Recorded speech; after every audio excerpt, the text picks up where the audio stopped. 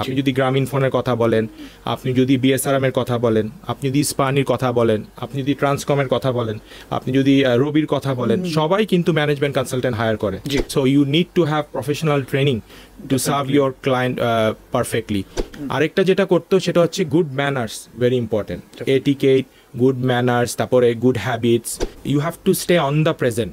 আজকে থেকে আমি কি করতে পারি আমার লাইফ গোল বা টার্গেট অ্যাচিভ করার জন্য? আমার মতে পজিটিভ আপনি তখনই থাকতে পারবেন যখন আপনি ডেইলি বেসিসে কাজ করে যাবেন। আপনার habits are very important. So আমাদের বাংলাদেশ কিন্তু অসম্ভব সম্ভাবনাময় একটা কান্ট্রি। আমাদের যদি প্রপারলি আমরা লিডারশিপ পাই।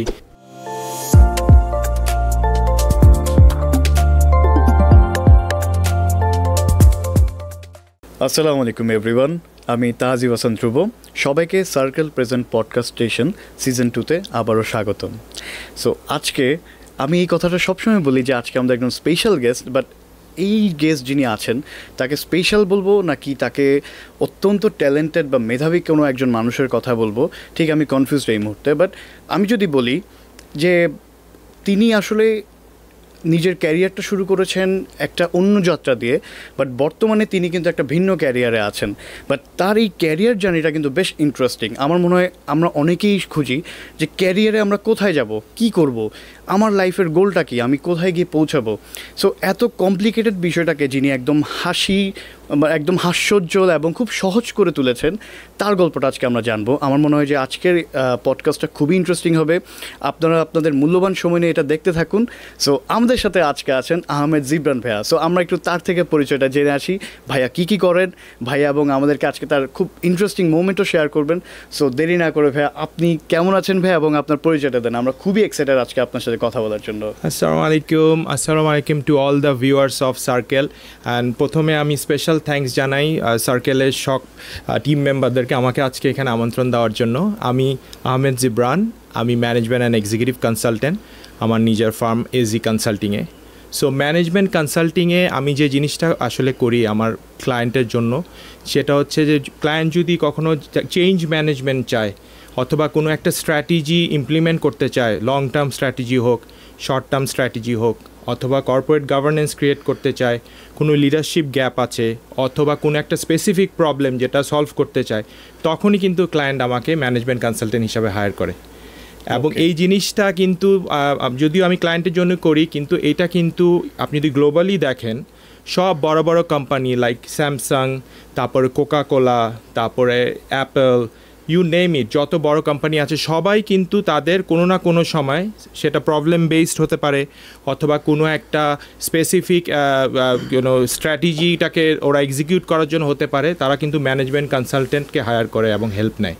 এবং নট অনলি গ্লোবালি, আমাদের দেশের যে বড় বড় কোম্পানিগুলো আছে, আপনি যদি গ্রামীণ ফোনের কথা বলেন, আপনি যদি বিএসআরএম এর কথা বলেন, আপনি যদি স্পানির কথা বলেন, আপনি যদি ট্রান্সকমের কথা বলেন, আপনি যদি রবির কথা বলেন, সবাই কিন্তু ম্যানেজমেন্ট কনসালটেন্ট হায়ার করে ডিফারেন্ট টাইমে এবং ওই এক্সপার্ট ওপিনিয়নের হেল্পটা নেয়।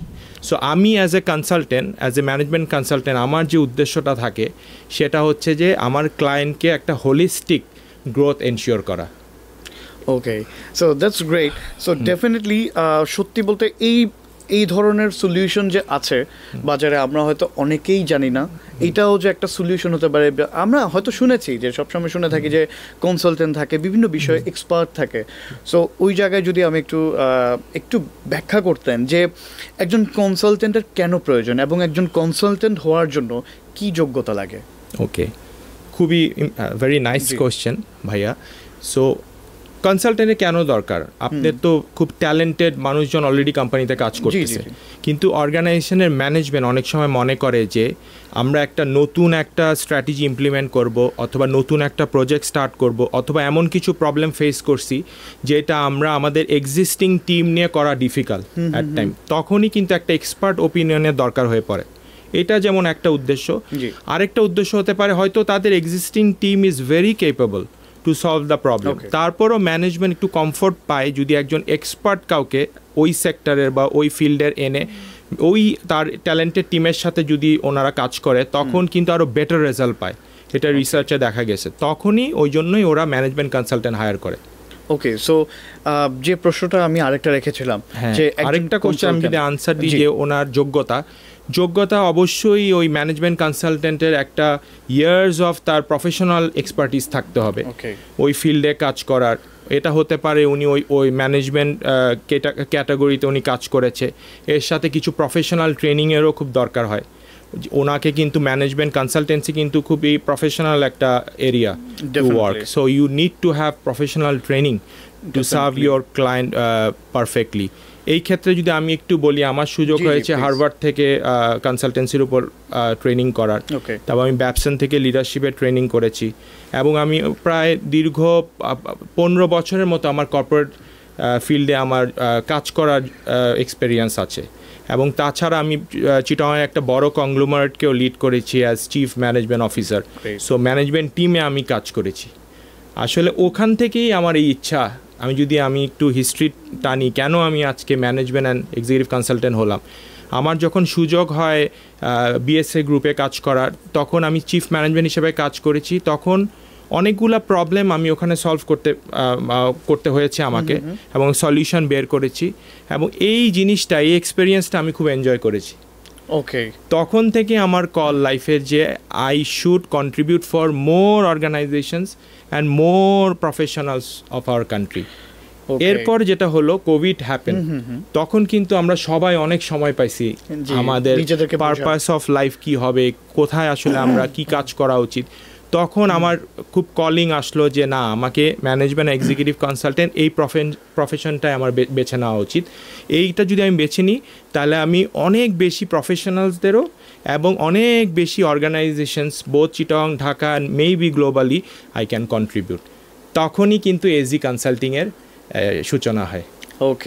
তো আমি জানি এর পিছনে আসলে আরও অনেক গল্প আছে, বাট একটু যদি বলতেন যে এই যে আপনি অ্যাজ এ কনসালটেন্ট হিসেবে কাজ করছেন বা আপনি বিভিন্ন প্রবলেম সলভ করছেন, সো আমরা যারা আসলে দেখি যারা প্রবলেম সলভার, তারা কিন্তু অনেক আগ থেকেই ছোটো ছোটো প্রবলেম সলভ করেই কিন্তু সে আসলে রিয়েলাইজ করে যে না, maybe I am capable. So সেক্ষেত্রে যদি একটু বলতেন যে আপনার কি ছোটোবেলা থেকে এরকম, বা স্কুল বা কলেজ ইউনিভার্সিটি লাইফেই কি এমন ছিলেন যে আপনি অলওয়েজ প্রবলেম সলভিংয়ের পিছনে ছুটেন, বা এমন কিছু কি ছিল, নাকি এটা হঠাৎ করেই অনুভব করলেন যে না, ইউ ক্যান ডু ইট? এইটা একটা হতে পারে, আমি আমার খুব ছোট বয়সে 10 বছর বয়সে আমার আম্মাকে হারাই। তখন থেকেই জীবনের লাইফের তো অনেক ইস্যুস থাকে, অনেক কিছু আমাকে পার্সোনালি সলভ করতে হয়েছে। ওইটা একটা হতে পারে যে আমি ছোটকালে তখন আমি অনেক নিজের প্রবলেম, ইভেন আমার বন্ধুর অনেক প্রবলেম আমি সলভ করতাম। ওইটা একটা ইস্যু। তারপর তো আমার প্রফেশনাল ক্যারিয়ারে আমি যখন কর্পোরেট ব্যাংকার ছিলাম, তখন তো constantly on a daily basis you have to solve problem, so ওইটার একটা ব্যাপার থাকে। তাছাড়া আমার অনেক ডিফারেন্ট টিমের সাথে কাজ করার সুযোগ হয়েছে।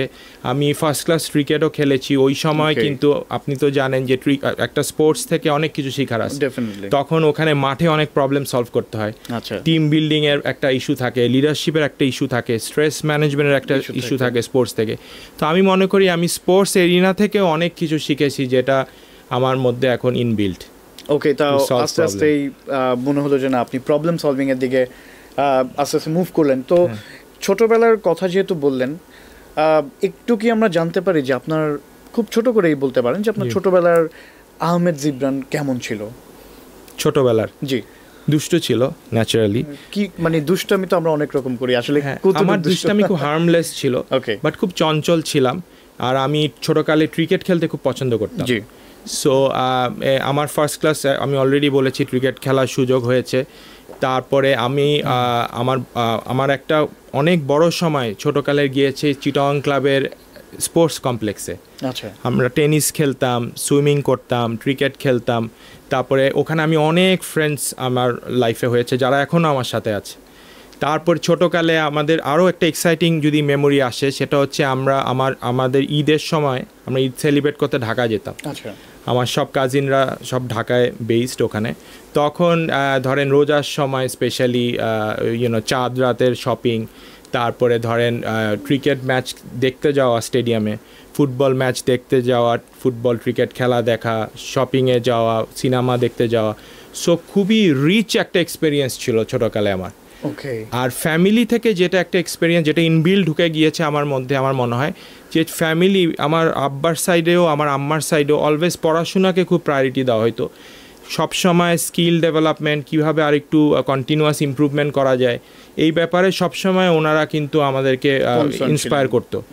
আরেকটা যেটা করতো সেটা হচ্ছে good manners, very important. Etiquette, good manners, তারপরে গুড হ্যাবিটস, তারপরে ফ্যামিলি টাইম, ফ্যামিলি ভ্যালুস, এই জিনিসগুলো কিন্তু খুব ছোটোকাল থেকে আমাদেরকে শেখানো হয়েছে। নট অনলি আমার ফাদার, আমার ধরেন চাচা থেকে শুরু করে আমার মামা খালা সবাই। সো ফ্যামিলি যে কত ইম্পর্টেন্ট এইটা আমি আসলে এবং আপনার জন্য আরো বলে বুঝাতে পারবো না। আপনি আরো খুব আর্লি এজেই হয়তো বুঝতে পেরেছেন। সো আপনার ছোটবেলা তাহলে খুব ডিফারেন্ট একটা ছিল। এবং আমি একটু জানতে চাই আরো একটু ডিটেলে ছোটবেলায়। সো ছোটবেলায় অ্যাকচুয়ালি আপনি কি হতে চেয়েছিলেন, স্বপ্ন কি ছিল? ছোটবেলায় আমি আসলে মেকানিক্যাল ইঞ্জিনিয়ার হতে চেয়েছিলাম। আচ্ছা। আমার ইচ্ছা ছিল আমি গাড়ি ডিজাইন করব, গাড়ির নামটাও ঠিক করে ফেলেছিলাম। কিন্তু দ্য প্রবলেম হয়েছিল যখন জানলাম যে ম্যাথস অনেক ম্যাথস পড়তে হবে। আচ্ছা। তখন ম্যাথসে আমি খুব একটা ভালো ছিলাম না। তখন আমার এম ইন লাইফ শিফট করতে হয়েছে। ওকে। বিকজ ম্যাথসে আমি কিছুটা দুর্বল ছিলাম, খুব টাফ মনে হতো আমার। এবং আপনি যদি মেকানিক্যাল ইঞ্জিনিয়ার হতে হয় ন্যাচারালি আপনাকে ম্যাথসে অনেক ভালো হতে হবে। একমাত্র সেই প্রবলেমটাই মনে হয় সলভ করতে পারেননি জীবনে। এবং লুক অ্যাট মি, আমি কিন্তু মাশাল্লাহ আমি মনে করি আই এম ব্লেসড। আল্লাহ যে রুটে আমাকে নিয়ে এসছে আমি অসম্ভব ব্লেসড এবং আমি thankful to my Almighty. Definitely এটা খুবই খুবই ইম্পর্টেন্ট। এবং আমি যেটা বিশ্বাস করি যে পরিকল্পনা ছাড়া আপনি কি আসলে পরিকল্পনা তো করেননি, আপনি তো ডেফিনেটলি কখনো ভাবেননি যে আপনি এই ধরনের একটা প্রফেশনে থাকবেন। ভাইয়া আপনি চিন্তা করেন আমার at the age of after 40 I have decided to become management and executive consultant. তাহলে চিন্তা করেন আসলে কোনো সময় আসলে লেট না টু স্টার্ট নিউ। আমি কিন্তু ব্যাংকিং করেছি অলমোস্ট 15 ইয়ার্স, কিন্তু ওইটা কিন্তু আমার মনে হয় না যে এইটা দিয়ে আমার পারপাস অফ লাইফ ফুলফিল হয়েছে। যেমন আমি যদি এখন বলি যে জাপানিজ একটা সেইং আছে ইকিগাই, পারপাস অফ লাইফ, যেটা হয় যে আপনি যে জিনিসটা ভালোবাসেন এবং আপনি ওইটাতে ভালো হইতে হবে ন্যাচারালি। এই দুটা যখন কম্বিনেশন হবে তখন আপনি দেখতে হবে যে সোসাইটি বলেন অথবা ওয়ার্ল্ড ওইটার নিডটা আছে কিনা।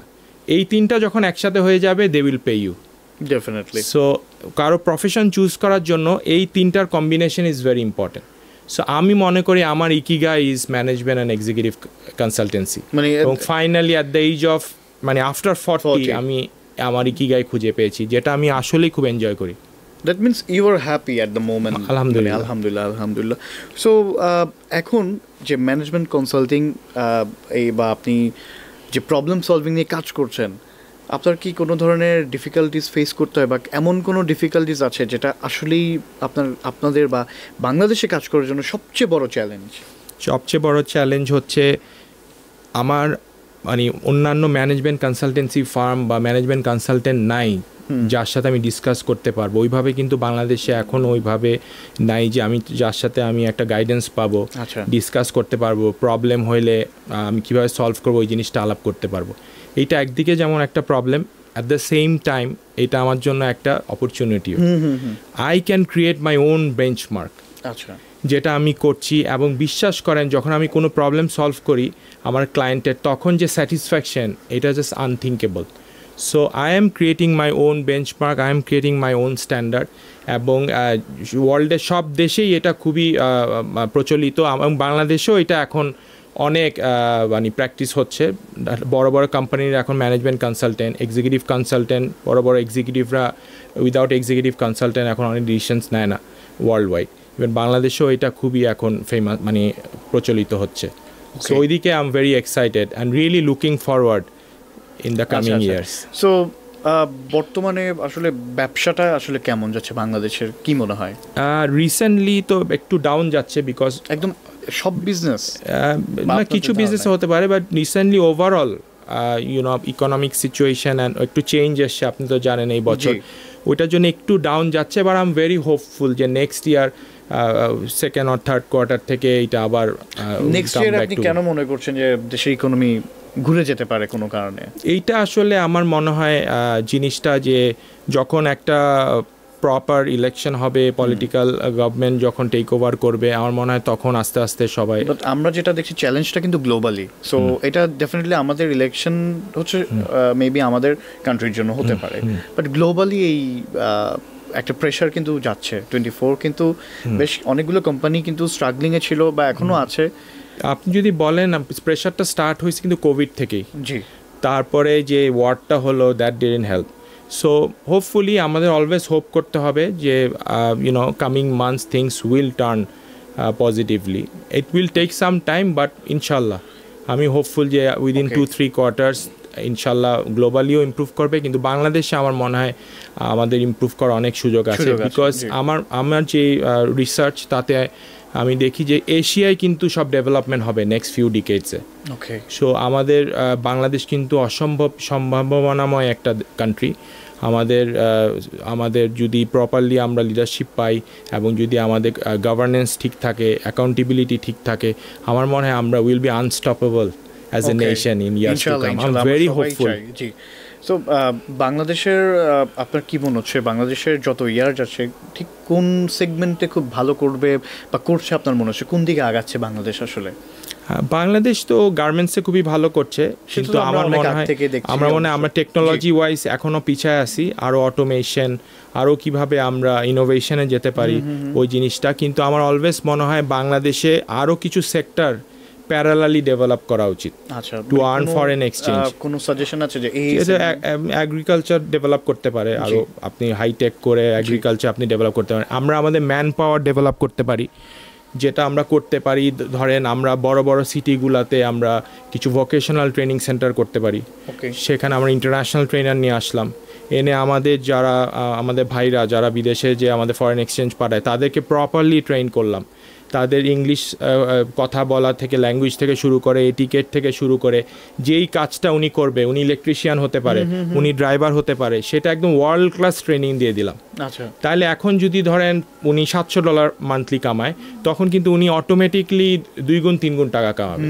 এবং আমাদের তখন ফরেন এক্সচেঞ্জের যে প্রবলেম ওইটা কখনোই আর থাকবে না।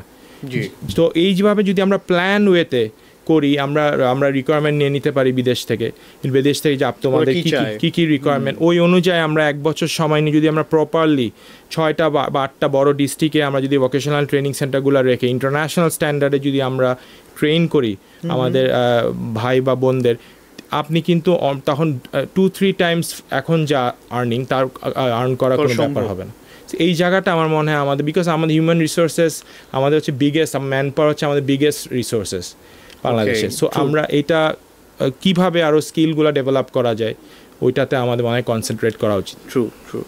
সো এখন যদি একটু আসি যে আপনার এজি কনসাল্টিংয়ের বিষয়ে, এটার আপনার এই প্রতিষ্ঠানের পেছনে সবচেয়ে বড় অনুপ্রেরণা আপনার আসলে কি? সবচেয়ে বেশি অনুপ্রেরণা হচ্ছে যে আমি ভ্যালু অ্যাড করতে চাই মানুষের লাইফে।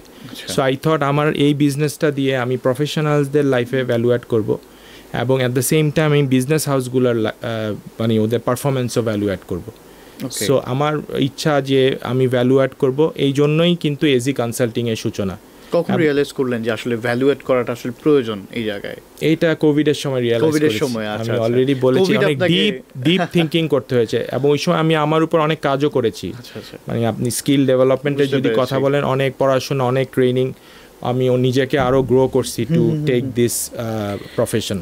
ওকে, সো ভাইয়া আপনি যেহেতু অ্যাজ এ কনসালটেন্ট আপনি বেশ সবার সাথে কাজ করতে হয়, আপনি সিইও থেকে শুরু করে এবং একজন খুব জুনিয়র এক্সিকিউটিভের সাথে কাজ করছেন, ট্রেনিং দিচ্ছেন, বা আপনি আপনার সেশন রান করতে হচ্ছে। সো এই যে পদবীর একটা আপস অ্যান্ড ডাউন, বা এটাকে ডাউন বলা যায়, যার যে পজিশন তারা সেভাবে কাজ করছে। সো এক একজনের সাথে এক এক রকমভাবে আপনার ট্রিট করতে হয়।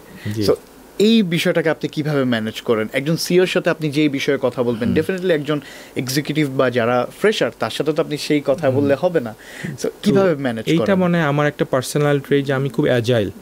আই ক্যান এনি সিচুয়েশন আমি নিজেকে নিজেকে ওভাবে মানিয়ে নিতে পারি। আর আমার যেহেতু কন্টিনিউয়াস ইমপ্রুভমেন্ট এইটা আমার passion, at the same time আমি পিপল ওরিয়েন্টেড। সো আমি আমার যে ক্লায়েন্ট থাকে উনি সি সুইটেরও মেম্বার হতে পারে অথবা জুনিয়র এক্সিকিউটিভ হতে পারে। সো ওনার নিড অনুযায়ী আমি ওনাকে কেটার করি। ওনার নিড, ওনার যে রিকোয়ারমেন্ট, ওই অনুযায়ী আমি ওনাকে সার্ভিসগুলো প্রোভাইড করি। আমার অসুবিধা হয় না, বিকজ ছোটোকাল থেকে আমার অনেক ফ্রেন্ডস আছে বা অনেকগুলা ডিফারেন্ট, ধরেন ক্রিকেট টিম বলেন, ডিফারেন্ট টিমে খেলার সৌভাগ্য হয়েছে। সো আমি মানুষের সাথে মানে ইন্টারপার্সোনাল স্কিল গ্রো করতে সুবিধা হয়েছে। সো এবং ব্যাংকার হিসাবে যখন আমি ছিলাম অ্যাজ এ প্রফেশন, তখন কিন্তু আমার প্রতিনিয়ত এরকম আমার কোনো একটা কোম্পানির ওনারের সাথে আমার মিটিং করতে হতো, at the same time junior এক্সিকিউটিভের সাথে আমার কিছু কাজ ছিল। সো ওইভাবে আমি ট্রেন্ড আমার আগের প্রিভিয়াস প্রফেশন দ্বারা, তো কিভাবে এটা করতে হয়। প্রিভিয়াস কাজ আপনাকে যথেষ্ট হেল্প করেছে। সো এখন যদি একটু বলতে যে এই কাজ করার মধ্যে আপনার অ্যাজ এ কনসালটেন্ট, সো আপনার বেশ অনেকগুলো মজার অভিজ্ঞতা হওয়ার কথা বা কোনো চ্যালেঞ্জ হওয়ার কথা যেটা আপনার লাইফে স্মরণীয়, যদি একটু শেয়ার করতেন। সোফার ওকে, তো সোফার অনেকগুলো, আরও ইনশাল্লাহ আমি এক্সপেক্টিং যে আরও মজার এক্সপিরিয়েন্স হবে।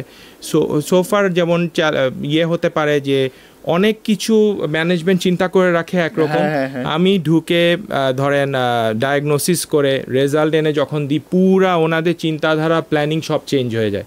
সো এই জিনিসটা অনেক সময় খুব ইন্টারেস্টিং লাগে, কিন্তু আলটিমেটলি যখন ওনারা যেটা চেয়েছিল রেজাল্ট, সেই রেজাল্টটা যখন হয় তখন কিন্তু এটা দুই পক্ষের জন্য অনেক স্যাটিসফ্যাকশন হয়।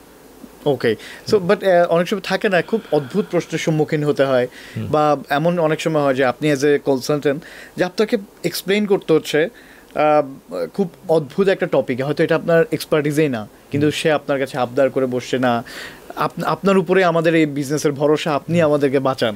হ্যাঁ, এরকম হয়। যখন এক্সিকিউটিভ কনসালটেন্ট, তখন ওনার অনেক কিছু আমাদেরকে বানিয়ে দিতে হয়, যেটা আমার হয়তো ওই মুহূর্তে করার দরকার নেই। ওনার প্রোফাইলটা বানিয়ে দিতে হয়, তারপর উনি কীভাবে কথা বলবে, ওনার স্পিচ টিচ, এগুলো আমি যখন এক্সিকিউটিভ কনসালটেন্ট, আমি ম্যানেজমেন্ট কনসালটেন্ট তো আমি অর্গানাইজেশনের জন্য, এক্সিকিউটিভ কনসালটেন্ট কিন্তু আমি ওই পার্টিকুলার এক্সিকিউটিভের কনসালটেন্ট।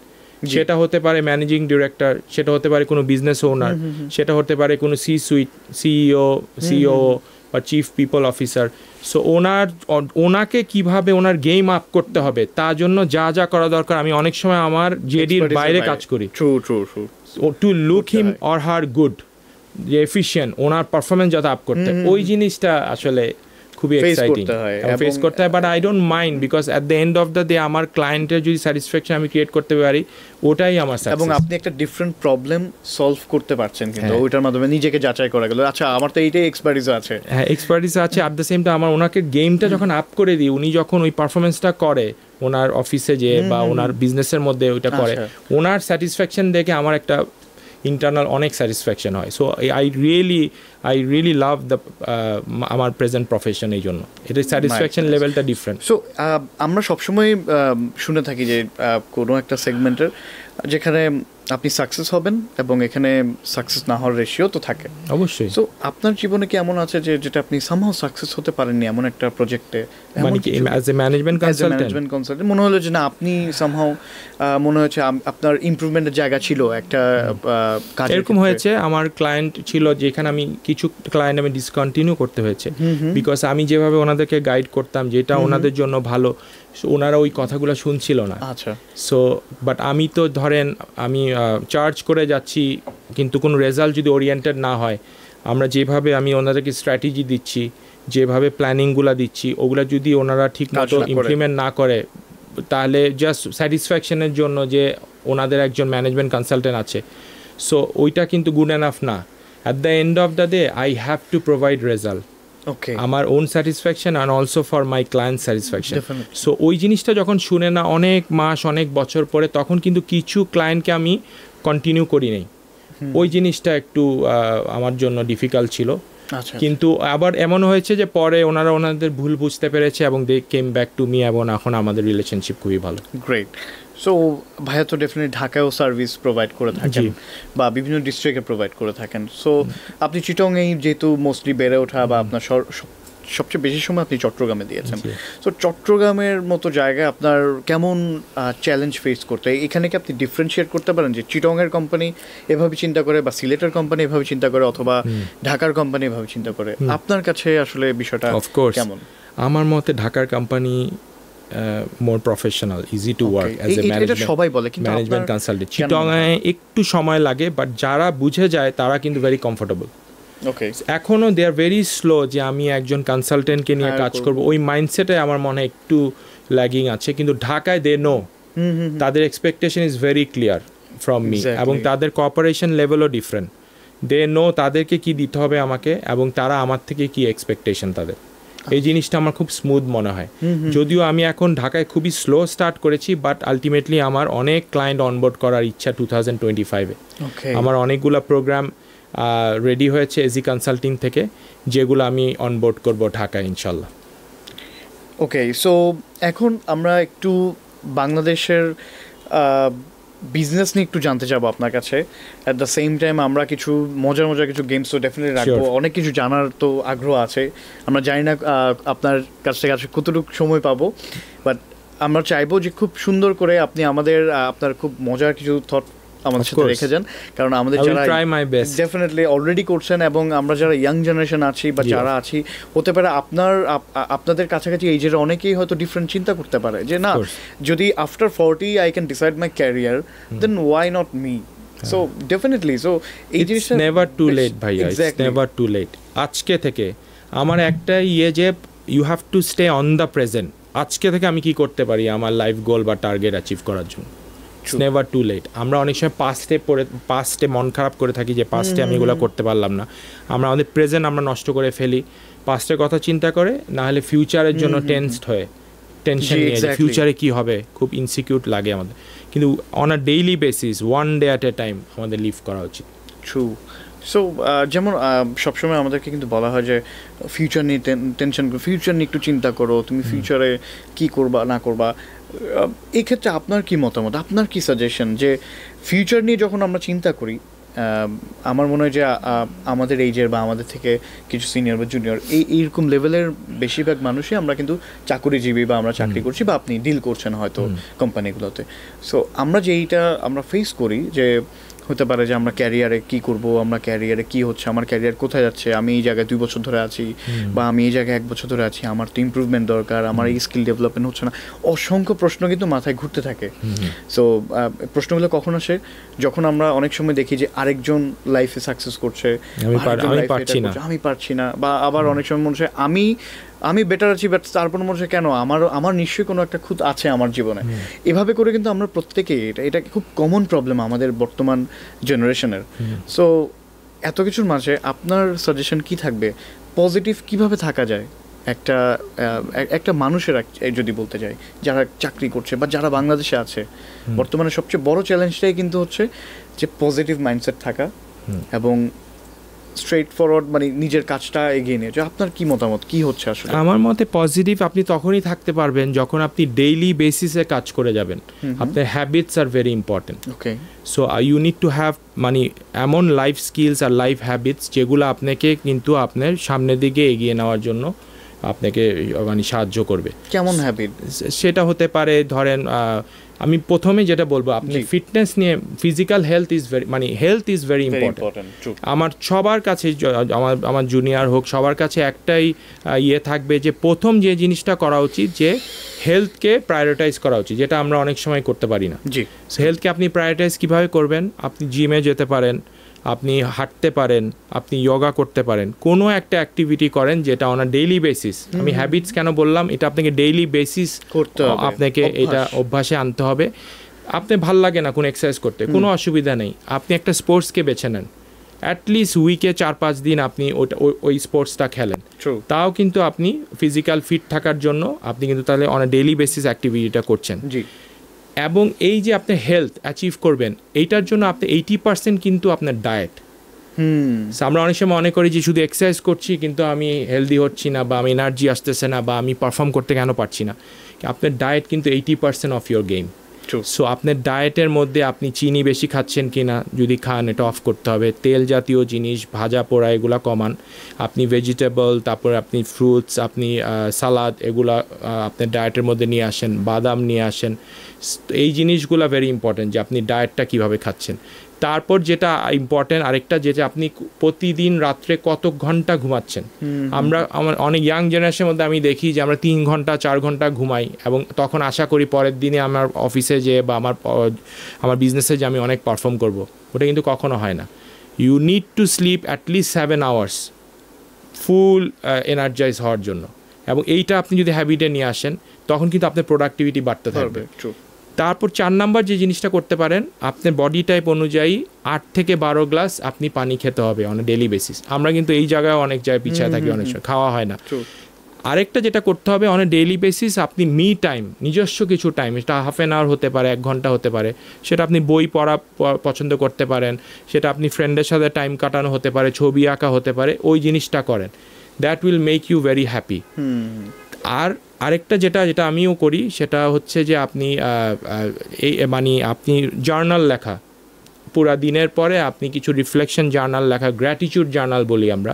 3টা জিনিস আজকে আমি কি ভালো করলাম সেই 3টা লেখা, এবং 1 মিনিট করে ওটা ফিল করা। যেমন আজকে আপনার সাথে যে আমার এক্সপিরিয়েন্স, এইটা আমি আজকে রাতে জার্নালে লিখবো, লিখে 1 মিনিট ফিল করবো যে আমার অনেক ভালো লাগছে। সিমিলারলি আমার কাজিনের সাথে কথা হয়েছে, আমার ভালো লাগছে, লিখবো, 1 মিনিট ফিল করব। এই জিনিসটা করলে আপনার মেন্টাল হেলথ, আমরা শুধু ফিজিক্যাল হেলথ চিন্তা করি, হেলথ মানে কিন্তু both physical and mental. So mental health নিয়েও কাজ করতে হবে। এই দুটা যখন করবেন তখন কিন্তু ইউ আর রেডি। তারপর আপনি যদি নিজের স্কিল ডেভেলপ করার জন্য, আপনি যে প্রফেশনে আছেন সেই প্রফেশনে স্কিল ডেভেলপ করার জন্য ট্রেনিং করা, আপনি একটা মেন্টর থাকা, তার সাথে ডিসকাস করা কিভাবে আমি আরও বেটার করতে পারি, সেটা অফিসের বস হতে পারে, সেইভাবে যদি আপনি টার্গেটেড কাজ করেন, you will be one of the best in your profession in the long run. আর কিছু জিনিস আমার বলা থাকবে, আমার বিভিন্ন দেশে যাওয়ার সুযোগ হয়েছে, বিদেশের অনেক দেশে। একটা জিনিস পৃথিবীর সবাই বুঝে, সেটা হচ্ছে গুড ম্যানার্স অ্যান্ড এটিকেট। সেইটা যদি আপনার মধ্যে থাকে, doors will open for you. মানুষ আপনাকে যেখানে যান, পৃথিবীর যে কোনো জায়গায় যান, দেখবেন আপনার জন্য কত ওরা হেল্প করবে, আপনি অনেক হেল্প পাবেন, আপনি অনেক অ্যাডভাইস পাবেন। এবং অ্যাটিটিউড, আমি বলি যে আমরা অনেক সময় ভালো করতে পারি না বিকজ আমাদের পজিটিভ অ্যাটিটিউডের অভাব থাকে। আমাদের অ্যাটিটিউডটা ওপেন থাকতে হবে এবং পজিটিভ থাকতে হবে, যে আমি শিখতে চাই। নট নেসেসারিলি আমি ম্যানেজমেন্ট কনসালটেন্ট, আমি সব কিছু জানি, আমি আমার ক্লায়েন্ট থেকেও কিন্তু অন আ ডেইলি বেসিস শিখি। সো এই যে ওপেন থাকে এবং শিখার পর ওকে থ্যাঙ্কস দেওয়া, এই জিনিসগুলো যদি করতে পারেন, তাহলে আমার মনে হয় combinedly you can actually achieve a very মানে successful professional life. Thank you ভাই, অসম্ভব সুন্দর কিছু কথা বললেন। আমার মনে হয় যে এটা আমি নিজেও অনেক ইন্সপায়ার হয়েছে এবং অনেকের জন্য অনেক কাজে আসবে। কারণ আমরা খুঁজি, আমরা এইটা আমরা অনেক সময় বুঝি না আমরা কি করব। মনে হয় যে মাঝে মধ্যে কেউ একজন পিঠে হাত রেখে বললেই হয় যে হ্যাঁ তুমি এগিয়ে যাও, আমি আছি তোমার সাথে। আমি আমার একটা ছোট্ট এক্সাম্পল যদি দিই, আমি নিজে কিন্তু এই জার্নিটা নিজে আমি লিভ করছি। আমার ওজন অনেক ছিল, 113 কেজির মতো ছিল। সো আমি এইভাবে আজকে যেভাবে বললাম, এইটাই আমার হ্যাবিটের মধ্যে এনে আমি আমার ওয়েট কন্ট্রোল আনা, এবং আমি দেখেছি আমার প্রোডাক্টিভিটি কীভাবে বেড়েছে। আগে ধরেন হাফ অ্যান আওয়ার, 1 ঘন্টা কাজ করার পর টায়ার্ড চলে আসতো, মাথা ওরকম শার্প থাকতো না। ওই শার্পনেস অনেক বেড়ে যায় আপনি যখন ফিজিক্যালি ফিট থাকেন এবং মেন্টালি হ্যাপি থাকেন। এই জন্য আমি এটাকে এত এমফাসাইজ করলাম আজকের এই পডকাস্ট। এবং এখানে এই বিষয়টা কিন্তু অনেকে অসংখ্যবার বলার চেষ্টা করছে, কিন্তু বাট সামহাও অনেকে হয়তো বোঝার চেষ্টা করছে না, ফিল করছে না। বাট যেহেতু আমরা এটা আজকে একটা ডিফারেন্ট সেগমেন্টের সাথে আমরা কানেক্ট করলাম, যে কর্পোরেট লাইফে, যেহেতু আমরা কর্পোরেট নিয়ে একটু বেশি কথা বলছি, সো কর্পোরেটের সাথে যেহেতু এটা কানেক্ট করলাম, আমার মনে অনেকের ফিল করতে পারবে। কারণ আমরা অনেক সময় দেখি যে কাজ করতে করতে অনীহা চলে আসে, আমাদের ডিজিনেস কাজ করে। সো সেক্ষেত্রে ডেফিনেটলি যে আপনার এই সাজেশনগুলো আই বিলিভ যথেষ্ট হেল্প করবে। জি, আরেকটা হচ্ছে ওয়ার্ক লাইফ ব্যালেন্সের অভাব হয় আমাদের, ওই জন্য অনীহা চলে আসে। এবং আপনি যদি দেখেন, আমি এই প্রশ্নটা করতাম আপনাকে যে কর্পোরেট লাইফের বাংলাদেশের সবচেয়ে বড় চ্যালেঞ্জ কি? আমি যদি একটা আপনাকে হেল্প করি, বা আপনি অলরেডি জানেন, বা আমার সাইড থেকে একটা সে থাকে যে টাইমিং আমাদের বাংলাদেশের কালচারে, এবং এই জিনিসটা আমরা যেটা দেখি, প্রথমত আমাকে একটু যদি ব্যাখ্যা করতেন অডিয়েন্সের জন্য, শুক্র শনিবার সপ্তাহে 2 দিনের বন্ধের গুরুত্বটা কি আসলেই প্রয়োজন, নাকি কিছু কিছু কারণবশত আসলে একদিন হলেও চলে, এই বিষয়টা একটু বলবেন। এবং আরেকটা বিষয় যে কর্পোরেট কালচারটা, এই যে আমরা কিছু সময় হয় যে অফিসে ঢোকার টাইমটা কিন্তু ঠিক থাকে, বের হওয়ার টাইমটা ঠিক থাকে না। সো এই বিষয়গুলো নিয়ে যদি একটু বলতেন, আসলে কোথায় ইমপ্রুভমেন্টের জায়গা, বা বাংলাদেশের কালচারটা কেমন? আমার তো মনে হয় 2 দিন ছুটি ইজ আ মাস্ট। ওকে, আপনি যদি ওয়ার্ল্ডের সব বড় বড় গ্লোবাল কর্পোরেটস দেখেন, সবাই দেখেন, তারা কিন্তু 1 সেকেন্ড ছাড়া 1 সেকেন্ড তারা ওয়েস্ট করতে রাজি না। তাহলে তারা 2 দিন ছুটি কেন দিচ্ছে? আপনি যদি 1 দিন ছুটি দেন, 1 দিন ছুটিতে আপনি কিন্তু রি এনার্জাইজ হতে পারেন না, পরের উইকে যে আপনি কিন্তু বকডাউন থাকবেন। 2 দিন ছুটি দেওয়া হয়, একদিন আপনি আপনার ঘরের পরিবারের যত কাজ আছে ওগুলো করে, একদিন আপনি একটু কোয়ালিটি টাইম কাটালেন, নিজেকে কিছু সময় দিলেন, রি-এনার্জাইজ হলে your productivity will be much more. তো রিসার্চে দেখা গেছে যে যত আপনি এই গ্যাপগুলো ওয়ার্ক লাইফ ব্যালেন্স হয়েছে তাদের প্রোডাক্টিভিটি মোর দেন যারা ধরেন কোনো উইকেন্ডসই নেয়। জি, এই যে আমি যেটা বললাম, যারা ধরেন 7 আওয়ার্সের নিচে ঘুমায় লং টার্ম, তাদের প্রোডাক্টিভিটি থেকে যারা 7 আওয়ার্স প্রপারলি রেস্টেড হবে তারা আরও বেশি প্রোডাক্টিভ হবে, এটা রিসার্চেই দেখা গেছে। ওকে, সো 2 দিন ছুটি ভেরি ইম্পর্টেন্ট। তবে বাকি 5 দিন আমরা কীভাবে স্পেন্ড করতেছি দ্যাট ইজ ইম্পর্টেন্ট। ওকে, আপনি যখন জবে ঢুকবেন একদম you have to be very professional.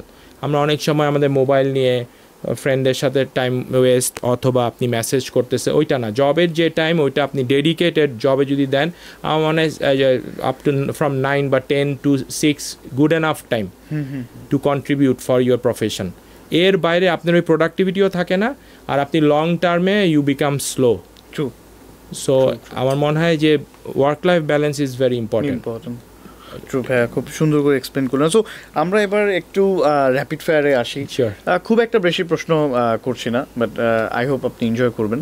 So ভাইয়া, যেহেতু আপনি ব্যাংকিং নিয়েও কাজ করছেন, সো আপনি কনসাল্টিং হিসেবেও কাজ করছেন, ম্যানেজমেন্ট কনসাল্টিং হিসেবে কাজ করছেন। সো আমার প্রথম প্রশ্ন ভাইয়া, কনসাল্টিং নাকি ব্যাংকিং সবচেয়ে বেশি মজার কোনটা আপনার কাছে? Any day consulting. Okay, so এরপর আসি যে গল্ফ। আমি বলবো কেন? হ্যাঁ, প্লিজ প্লিজ। ব্যাংকিংয়ে ধরেন একটু মনোটোনাস হয়ে যায়, আমি একই কাজই বারবার অন আ ডেইলি বেসিস করছি। কনসাল্টিংয়ে অ্যাকচুয়ালি আই ডোন্ট নো কালকে আমি কি করব, পরশু আমি কি করব, কোন চ্যালেঞ্জ নিয়ে কোন ক্লায়েন্ট আসবে। It is so exciting. অনেক কিছু আছে যেটা আমাকে অনেক রিসার্চ করে, অনেক পড়াশোনা করে ওর জন্য সলিউশন বের করতে হয়। আচ্ছা, সো ওইখানে আমার নিজের ডেভেলপমেন্ট অনেক বেশি হয়, যেটা আমার জন্য খুব rewarding. Great. So second question হচ্ছে যে গলফ কোর্স নাকি office desk? Any day golf course. তো সেক্ষেত্রে কিন্তু আপনি আপনার, বলবো কেন? হ্যাঁ প্লিজ। বিকজ গলফ এই গেমটা আপনি নিজের সাথে নিজে খেলেন। আচ্ছা, আমি আজকে কি খেললাম, কালকে ওর থেকে আমার বেটার খেলতে হবে। এই এয়ার শহরের মধ্যে কোথাও পাবেন না, এত ক্লিন এয়ার। এই ভিউ, এই সিনিক বিউটি কোথাও পাবেন না। এই কোম্পানি যাদের সাথে খেলেন, they are the best and the brightest, different প্রফেশনসে লিড করতেছে। তাদের থেকে অন ডেইলি বেসিস আপনি খেলার সময় লাইফের ব্যাপারে কত কিছু শিখেন। এইটা এমন একটা গেম যেটা আমি আমার ফাদারের সাথে খেলেছি, মাই লেট ফাদার। সো ওই মেমোরিজ অন্য কিছুর সাথে তুলনা হয় না। সো আমি খুব প্যাশনেটলি গলফ খেলি, এবং আমি এই বয়সেও আরও কীভাবে ইমপ্রুভ করা যায় আমার কোচের সাথে বসে আমি কাজ করতেছি। যদিও আমি ফার্স্ট ক্লাস ক্রিকেট খেলেছি, but I think golf any day win the race. Okay, interesting. So প্রিয় ছুটি কাটানোর জায়গা আপনার কাছে পাহাড় নাকি সমুদ্র? সমুদ্র, এনি ডে। কোথায়? সমুদ্রের বিশালতা, যে কোনো সমুদ্র নাকি কক্সবাজার? কক্সবাজার খুব ভালো লাগে। এছাড়া বিদেশের কয়েকটা সমুদ্র আছে, বাট এনি ডে আমার নিজের দেশ, নিজের কক্সবাজারের যে মানুষ, এর উপর কিছু নেই। সো এবার আসি যে আপনার ক্রিকেট কাকে ভাল লাগে? ক্রিকেটের আপনার কার ভক্ত আপনি? ক্রিকেটে আমি ওয়াসিম আকরামের ভক্ত, লিডার হিসাবে ইমরান খানের ভক্ত, তারপরে সাইদ আনোয়ার, ইনজামামুল হক, সচিন তেন্ডুলকার, মার্ক ওয়া, ভিভিয়ান রিচার্ডস, এদের আমি ভক্ত। আর এখনকার যদি আপনি বলেন আমাদের বাংলাদেশি টিমে, তাহলে আমার তামিম ইকবালকে খুব ভালো লাগে। ওকে, গ্রেট। সো এমন একটা মুভি যেটা আপনার জীবনে খুবই খুবই পছন্দের, একটা নাম। আই নো মুভি অনেক পছন্দ থাকে আমাদের, ভেরি ডিফিকাল্ট। সবাই একটু হাসবে আমাকে নিয়ে, okay, but even then Titanic. Okay, না, very good choice, but why? দেখে খুব আবশ্যকেন, মানে খুব ভালো লাগছে আমার। সেই যত আগেই দেখেছেন এখনো একই ইমোশন কাজ করে, আমার খুব ভালো লাগে কিছু কিছু ডায়লগ এন্ড এভরিথিং। ওকে, আমার great, very good choice, I really like it. Okay, so আপনাকে যদি একদিনের জন্য দেশের প্রধানমন্ত্রীর ভূমিকা আসলে দেওয়া হতো, আপনার কি মনে হয় আপনি কি করতেন, কি বদলে ফেলতেন সবার আগে? 6টা ভোকেশনাল স্কুল করতাম বাংলাদেশে, আমাদের শ্রমিক ভাইদের জন্য, বা আমাদের যারা ফরেন এক্সচেঞ্জ আর্ন করে, আমাদের যে রিয়েল হিরোস, তাদের জন্য কিছু করতাম, তাদের সুযোগ সুবিধা বাড়ানোর জন্য। তাদের জন্যই কিন্তু আজকে আমাদের দেশের এত উন্নতি। ওকে, গ্রেট। ভাইয়ের কিন্তু বারবার দেশের প্রতি একটা অলওয়েজ, এটা খুবই সুন্দর এবং খুবই সুন্দর একটা চিন্তা। বাট ইনশাল্লাহ ওয়ান ডে, যেহেতু আপনি আফটার 40 যদি নিজের ডিফারেন্ট ক্যারিয়ার যেতে পারেন, উই নেভার নো কখন কি হতে পারে, সুযোগ পেলে হয়তো আপনি করেও ফেলতে পারেন ইনশাআল্লাহ। সো এমন কোনো একজন কি কেউ আছে লাইফে যে যার সাথে আপনি ডিনারে যেতে চান, বেশ গল্প করতে চান, এমন একটা মানুষ যেটা আপনার লাইফ খুব প্রয়োজন? It can be anyone, professional, খুব ইম্পর্টেন্ট কেউ আপনার লাইফে। John Spence, okay, he is a very good friend of mind. উনি 50টা ব্রেইনের মধ্যে, 50টা মাইন্ডের মধ্যে ওয়ার্ল্ডে একজন ওকে, অ্যাওয়ার্ডেড। উনি আমি লাকি ওনার ফ্রেন্ড, এবং উনি আমার মেন্টর। উনি আমাকে গাইড করে। উনি ফরচুন 500 যে কোম্পানিজ আছে, অনেকগুলো ফরচুন 500 কোম্পানিজের ম্যানেজমেন্ট কনসালটেন্ট। উনি আমাকে অনুপ্রেরণা বা উৎসাহিত করেছে ম্যানেজমেন্ট কনসালটেন্সি করার জন্য। সো ওনার সাথে দোয়া করবেন, নেক্সট ইয়ারে হয়তো আমার ডিনার বা লাঞ্চ করার সুযোগ হবে ইনশাআল্লাহ। উনি আমাকে ইনভাইট করেছে। জেনে গেলাম, আমাদের লোকেশন জানাবেন ডেফিনেটলি, আমরা যদি পারি জয়েন করব। But who is your best friend actually? Best friend, definitely my best friend is Nafid Nabi Naf. Okay, উনি প্রেজেন্টলি বিএসএ গ্রুপের ম্যানেজিং ডিরেক্টর এবং অলসো অ্যাপোলো ইম্পেরিয়াল হসপিটালের ম্যানেজিং ডিরেক্টর।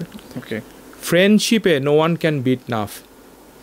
আমার ছোটকাল থেকে এখন পর্যন্ত যখনই আমার কোনো দরকার হয়েছে, আমার বিপদ আসছে, যা হয়েছে, হি ওয়াজ অলওয়েজ বিসাইড মি। বুদ্ধি দিয়ে হোক, সঙ্গ দিয়ে হোক, মানি দিয়ে হোক, he always bailed me out. এরকম ফ্রেন্ডস আমার লাইফে আমি অনেক মানুষ মিট করছি, আমার অনেক ফ্রেন্ডস আছে, কিন্তু no one can beat Naf. Naf is unbeatable. হয়তো আমি নাফের জন্য, ও আমার জন্য যেভাবে করে ওভাবে আমি হয়তো করতে পারবো না, কিন্তু Allah will repay him in this world and in hereafter ইনশাল্লাহ। ওকে, আমি মানে আনএক্সপেক্টেড, আমি ভাবিনি যে এমন কোনো ফ্রেন্ড থাকতে পারে। আপনি এত সুন্দর করে এক্সপ্লেন করলেন। আসলে friend, as a friend no one can beat Naf, I can tell you this. Okay, so এটা খুবই আসলে ফ্রেন্ডশিপ ইজ ভেরি ইম্পর্টেন্ট। একটা ভালো বন্ধু থাকা, হাজার মানুষ পাশে থাকার চেয়েও একজন ভালো বন্ধু থাকা আসলে অনেক। আল্লাহ ওইভাবে আমাকে ব্লেসড করছে। যদি I lost my mother the age of 10, আর আমাকে অনেক ফ্রেন্ডস, আমাকে কিছু আমার কাজিনস, আমার আব্বা স্পেশালি আমাকে যেভাবে মানুষ করেছে, ওনারা আমাকে যেভাবে আল্লাহ আমাকে ব্লেসড করছে এইসব সঙ্গ দিয়ে। গ্রেট। সো এবার যদি জাস্ট একটু বলতেন যে যদি কোনো ব্যবসা শুরু করতে চান, নতুন কোনো ব্যবসা যদি বাংলাদেশে করতে চান, কি করতেন? নতুন ব্যবসা ভোকেশনাল ট্রেনিং সেন্টার করতাম। ওকে, এইটা আমি খুব প্যাশনেট যে এমন একটা ভোকেশনাল, বাংলাদেশের বেস্ট ভোকেশনাল ট্রেনিং সেন্টার করতাম, যেইখানে আমাদের ভাইরা ট্রেন হয়ে যে বিদেশে কন্ট্রিবিউট, মানে খুব স্বাচ্ছন্দ্যে কাজগুলো করতো এবং দেশের জন্য আরও বেশি পরিমাপে কন্ট্রিবিউট করতো। ইনশাআল্লাহ ভাইয়া, আমরাও চাই, আমরাও আসলে প্রয়োজন আমাদের দেশে এমন কোনো মানুষের প্রয়োজন যারা কিছু একটা নিয়ে সামনে এগিয়ে আসবে, কোনো একটা ভিন্ন টপিক বা ভিন্ন বিষয়ে যেটা আসলে আমাদের প্রয়োজন। বাট আমরা দেখা যায় যে গতানুগতিক লাইফেই চলে যাই, যে লাইফটাকে আমরা ইমাজিন করি, যে লাইফটাকে আমরা আমার সিনিয়রদেরকে দেখেছি সেই লাইফে আমরা লিড করতে চাই, আমরা কমফোর্ট জোনে বিশ্বাসী। সো আপনি আরেকজন এক্সাম্পল, আসলে আরেকটা এক্সাম্পল যে এই যে গতানুগতিক লাইফ থেকে আপনি বেরিয়ে আসছেন, আপনি ভিন্ন কিছু করার চেষ্টা করছেন, এখনও আপনি ছুটছেন। এইটা কিন্তু আমার জন্য খুব চ্যালেঞ্জিং। আমি যে কোনো সুইটে আমার অনেক ভালো অফার ছিল, কিন্তু খুবই কমফোর্টেবলি আমি কাজ করে আমি হয়তো আমার বাকি জীবনটা পার করতে পারতাম। কিন্তু আমি পুরো একটা নতুন, যেটা বাংলাদেশে এখনও ক্রিয়েট হচ্ছে ডিমান্ডটা, এরকম একটা বিজনেসকে বেছে নিয়েছি।